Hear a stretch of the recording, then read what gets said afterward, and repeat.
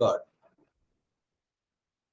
तो चलो question answer देखते हैं सेंटी एक्ट का, और स्क्रीन शेयर भी कर देते हैं क्वेश्चन आंसर का। चलो ठीक है, अब आ रही है ना क्वेश्चन आंसर? क्वेश्चन दिख रहा है कुछ? क्वेश्चन दिख रहा है ना? जी यस सर। हाँ, क्वेश्चन दिख रहे होंगे तो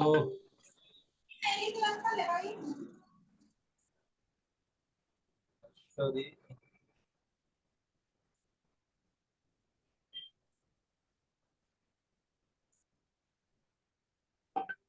ये जो है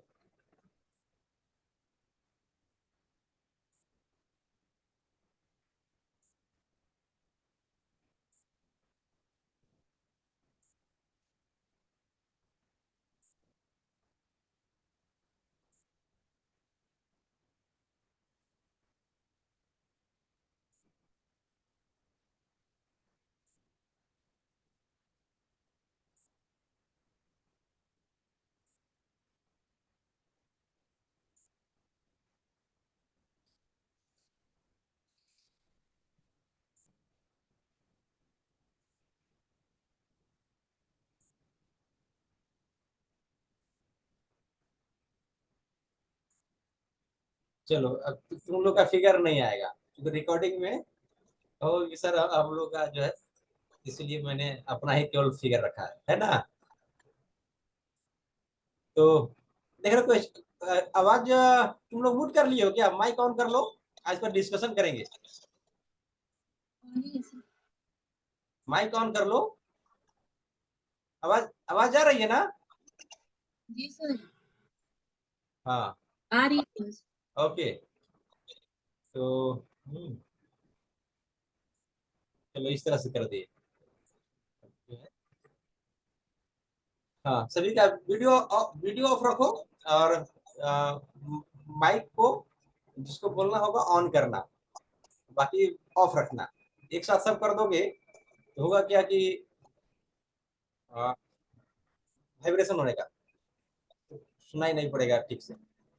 तो जिसको बोलना होगा माइक ऑन रखना, बोल करके फिर ऑफ कर लेना। जैसे पहला क्वेश्चन क्या है सेंटी एक्ट का, कि झारखंड में अंग्रेजों का प्रवेश कब हुआ? बताओ, ये तो क्वेश्चन आते रहते हैं, और ग्रेजुएशन में भी, जेपीएससी एग्जाम में, जेएसएससी की, झारखंड के जितने भी एग्जाम है, चाहे टीचर का दो, पुलिस का दो, जो भी एग्जाम दो, जब पूछता है, देखोगे तुम लोग कोई एग्जाम दिए हो, कंपटीशन दिए होगे, तो पूछता है तो टीचर का बीएड दो, जेटेड दो, सीटेड दो, टीचर टीचर वाला होता है, टीचर एबिलिटी टेस्ट। और आजकल एक एग्जाम हुई थी, उसमें मैंने देखा था इसमें। और जैसे अभी अभी तुम लोग का एग्जाम हुआ, जैसे अगला जो बीए का, जो अभी पास आउट हुए, उन उसमें बीए में पूछा था अंग्रेजों का झारखंड में प्रवेश कब हुआ, है ना, ऑब्जेक्टिव में। बताओ कब हुआ था? मैंने बताया है, बोलो कौन बोलेगा? जो चार ऑप्शन है, 1765, 1766, 1767, 1768। 1767। हाँ, कौन? अनीता? 1765। 1765 नहीं, 1767 में। फिर से वीडियो देख लेना, मैंने 1767 बताया है, और ये लिखा हुआ भी है स्लाइड में भी। ठीक है, दूसरा क्वेश्चन है, नागवंशी राजा दर्पनाथ शाह ने अंग्रेजी कप्तान कैमेक के से प्रथम बार किस स्थान पर मुलाकात किया था? बताओ। दर्पनाथ शाह जो नागवंशी राजा था, जो पलामू किला जीत लिया, कैमक ने, अंग्रेजी कप्तान जो कैमक था, पलामू किला जीत लिया, तो दर्पनाथ शाह समझा कि अब हमारा हमको भी जीत लेगा ये अंग्रेज, तो अपना ही जाके मिल लिया, समझौता करने के लिए अधीनता स्वीकार करते हुए। पलामू गया था वो दर्पनाथ शाह, नागवंशी राजा रांची का, छोटा नागपुर का। तो वह किस स्थान पर मिला था? जगह का नाम बताओ। चार ऑप्शन है, रातू, नागफेनी, सतबारवा, विश्रामपुर।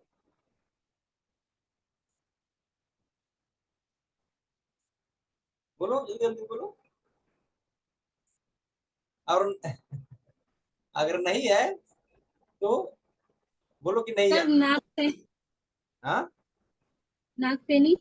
नागफेनी अंदाज लगा रही है, तो ध्यान से स्लाइड नहीं देखी है, ठीक से फिर से वीडियो देखना। सतबरवा है ना, सतबरवा में मिला था। मैंने सतवर्वा। तुम लोग बताया पढ़ाया है, इसलिए मैं पूछ रहा हूँ, ऐसा नहीं पूछ रहा हूँ कि सर कहीं से पूछ दे रहा है ना। तीसरा क्वेश्चन है, अंग्रेजों ने 1789 ईस्वी के संकल्प में प्रेजेंट प्रेजेंट फुटिंग शब्द का प्रयोग किसके लिए किया था? ये भी मैंने बताया, प्रेजेंट फुटिंग देख लेना फिर से वीडियो। प्रेजेंट फुटिंग किसके लिए प्रयोग किया था? नगवंशी राजा के लिए, चेरू राजा के लिए, लड़का कोल के लिए, कोरहाट राजा के लिए, किसके लिए किया था? हाँ बोलो।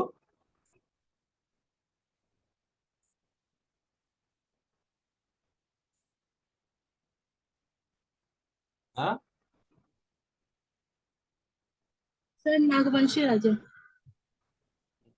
Present footing, very good. नाम ननीता बोल रही हो? जी सर। ओके, चलो कुछ कुछ तो तुमने ग्रहण किया है, खाली ऐसे ही टाइम पास नहीं किया।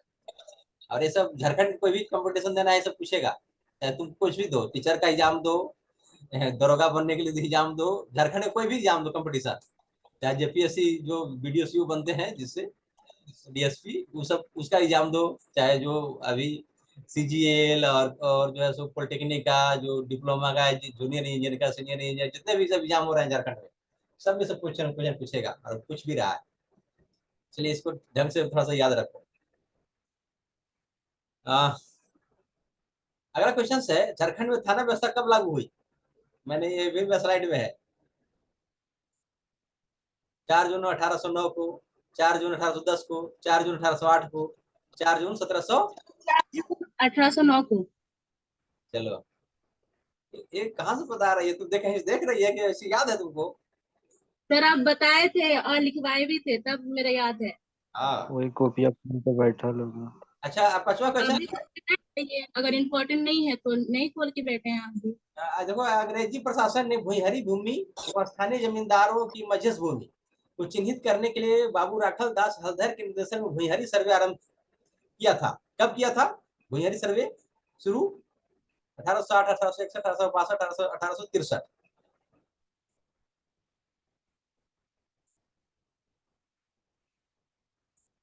कितने क्वेश्चंस हैं? ज्यादा क्वेश्चंस उत्तर नहीं है, नहीं है, है ना?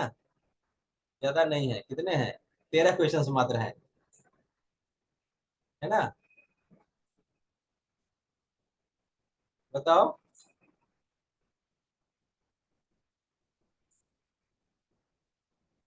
ये है ना क्वेश्चन है कि अंग्रेजी प्रशासन ने भूहरी भूमि एवं स्थानीय जमींदारों की मजस भूमि को चिन्हित करने के लिए बाबू राखल दास हलदर के निर्देशन में भूहरी सर्वे कब आरंभ किया था?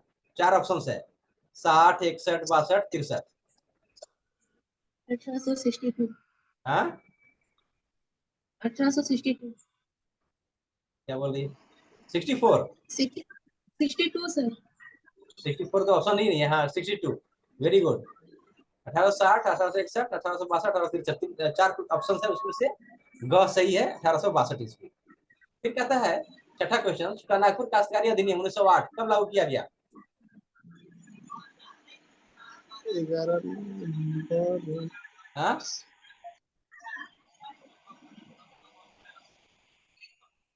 ये 10 नवंबर 1908, 11 नवंबर 1908, 12 नवंबर 1908, 13 नवंबर 1908।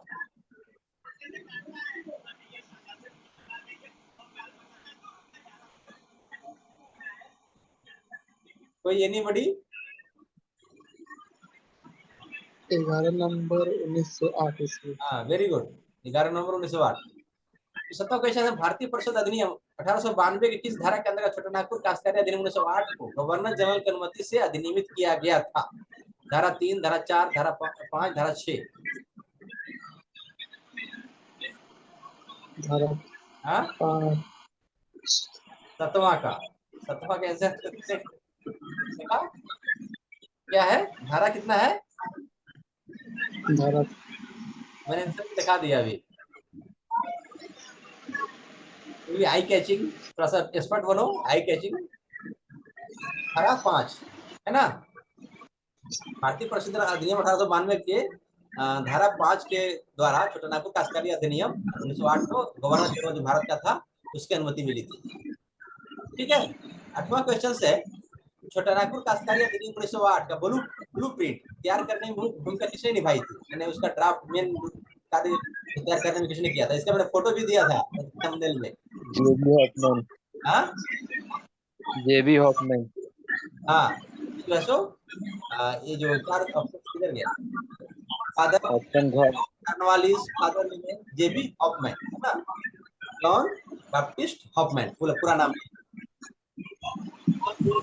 वह होगा क्वेश्चन इसका, याद रखना, ये पूछता है इंपॉर्टेंट। नवा नवा क्वेश्चन है, नागपुर शास्त्रीय पाठ में कुल कितने अध्याय हैं, अध्याय और आर्टिकल दोनों मैंने बताया था। 19। 30 है। वेरी गुड, चलो 20। कहते हैं छोटा नागपुर शास्त्रीय अधिनियम पाठ कितनी धाराएं हैं, कितनी धाराएं हैं, 273। हाँ 273। 273, और बताओ, सॉरी 271। 271 का इसमें आंसर होगा, ठीक है, वेरी गुड। फिर 11 क्वेश्चन है, न्यायपालिका के हस्तक्षेप को रोकने के लिए छोटानागपुर काश्तकारी अधिनियम 1908 की कुछ धाराओं को संविधान की नवी अनुसूची में किस संविधान संशोधन द्वारा शामिल किया गया था, 65। 65। अब तो आंसर भी दिख रहे हैं, 66वां है ना, 66वां संशोधन द्वारा इसके कुछ धाराओं को नवी अनुसूची में, संविधान की नवी अनुसूची में डाला गया था, जिससे कि न्यायपालिका हस्तक्षेप नहीं कर सके। इसको मैंने डिस्क्राइब भी किया था वीडियो में, तुम लोग पिछले क्लास में, उसको यूट्यूब में भी डाला। फिर है सीएनटी एक्ट संशोधन अधिनियम 1947 द्वारा किस धारा प्रतिस्थापित किया गया था, जिससे कि आदिवासियों की जमीन गैर आदिवासी नहीं ले सके, धारा कौन सा जोड़ा गया था, धारा 46। धारा 46। आंसर अब तो आंसर भी दिख रहे हैं, नीचे आ गया 12 के था, है ना, 12 का धारा 46। सीएनटी एक्ट 1908 की किस धारा के तहत अनुसूचित जाति के साथ साथ अनुसूचित जाति, पिछड़ी जाति के लिए भी जमीन का अंतरण संबंधित जाति के लोगों के लिए सुनिश्चित किया गया है, बताओ, इसमें धारा 46, धारा 47, धारा 48, धारा 49, तो ये भी होगा धारा 46। 46 में और जोड़ा गया, इसमें 46 में आदिवासियों के लिए भी था, कोई भी नहीं ले सकता गैर आदिवासी, और फिर उसी में और पॉइंट जोड़ करके, उसमें होता है ना संशोधन करके संशोधन कर देते हैं, 46 में ही और जोड़ करके पिछड़ी जाति और अनुसूचित जाति SC और ओबीसी के लिए भी प्रावधान उसी में किया गया कि दूसरा कोई नहीं ले सकता, सामान्य लोग नहीं ले सकते। तो इसलिए 12-13 क्वेश्चन थे मूल जो इम्पोर्टेंट है, क्वेश्चन तो बहुत सारे बन सकते हैं, लेकिन उतना जरूरी नहीं है तुम लोग के लिए। तो जो इम्पोर्टेंट एग्जाम के दृष्टिकोण से इम्पोर्टेंट था, चाहे कंपटीशन दो, चाहे ग्रेजुएशन करो, चाहे जो भी करो, झारखंड में कोई भी एग्जाम दो, ये सब क्वेश्चन इम्पोर्टेंट है और ये सब आते ही है, इसलिए सब याद रखना।